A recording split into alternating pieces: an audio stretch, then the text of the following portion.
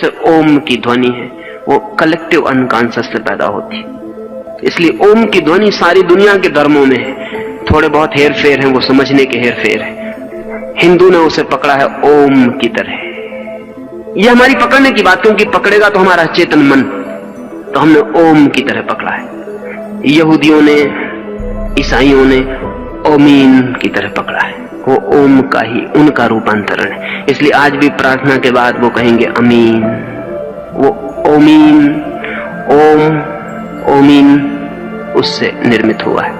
अंग्रेजी के शब्द हैं ओमनीसाइंट, ओमनी प्रेजेंट, वो सब ओम से बने हुए हैं, लेकिन वो निकले हैं बहुत गहरे से। वो संस्कृत से नहीं गए हैं, जैसा कि संस्कृत के ज्ञाताओं को ख्याल होता है कि दुनिया की सारी भाषाएं संस्कृत से पैदा हो गई। ऐसा नहीं है। दुनिया की भाषाओं में जो समानता है वो कलेक्टिव अनकॉन्शियस की समानता है। दुनिया की भाषाएं किसी एक भाषा से पैदा नहीं हो गई।